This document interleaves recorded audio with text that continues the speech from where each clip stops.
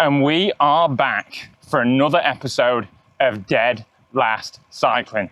And today, I thought we'd talk about what got me on this cycling journey, how I'm training, and what I'm training for.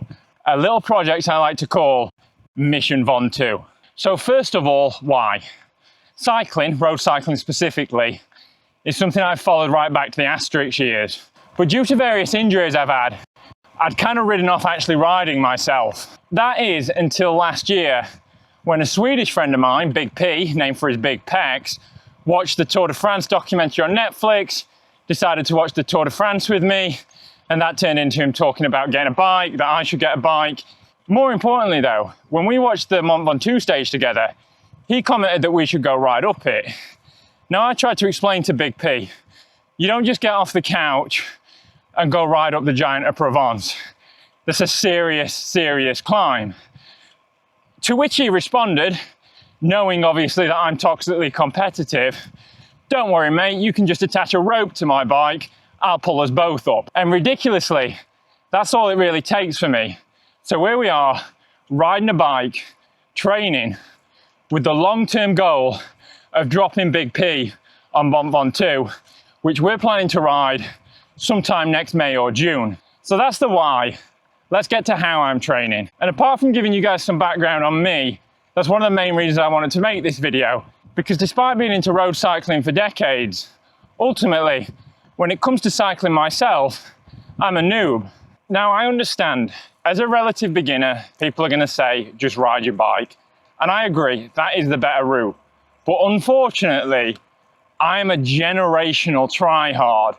We're talking swim to the bottom of the ocean for 1 watt, cut your drops off to save weight, you name it, part of me wants to do it. I'm doing my best to keep that part of my nature at bay when it comes to cycling, but you'll have to allow me just a little bit of structured training to keep it at bay. So what does that training look like at the moment? Day 1 of the week, the Zwift race.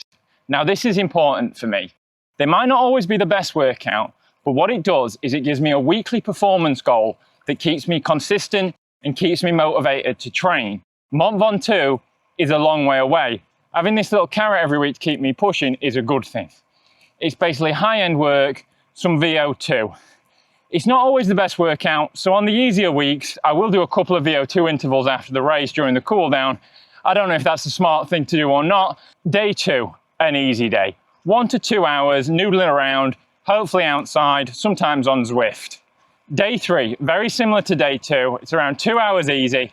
If day 2 is 2 hours recovery, low zone 2 pace, day 3 is 2 hours more solid aerobic work, upper zone 2. That brings me on to day 4, allegedly the needle mover of the week. This at the moment is threshold day. Long sustained threshold intervals at 96 to 100% of FTP. We're talking 4x10, 3x15, 2x25, etc., etc.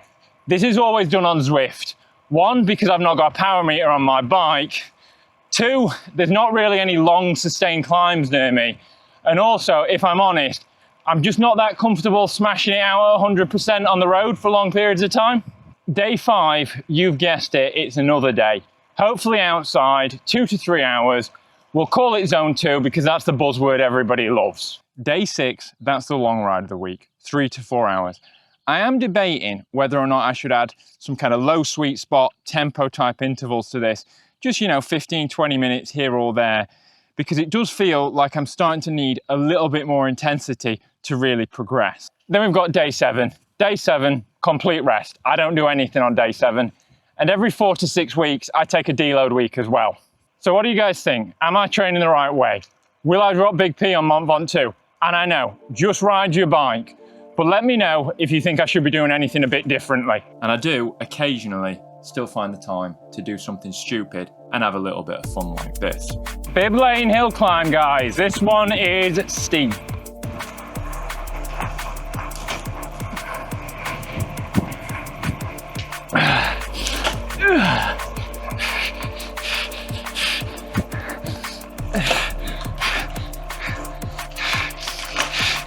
Oh my God. Oh, I've gone out too hot.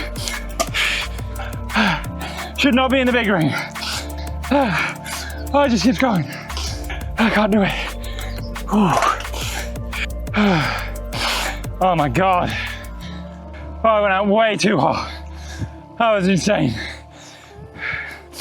I didn't realize it was that long. Oh my God, that nearly killed me. I had to get off. That was horrible. I bet I've not even beat my best time on this. And as always, guys, thanks for watching. It means the world to me. If you can like, comment, or subscribe, I'd really appreciate it. And I'll see you next time.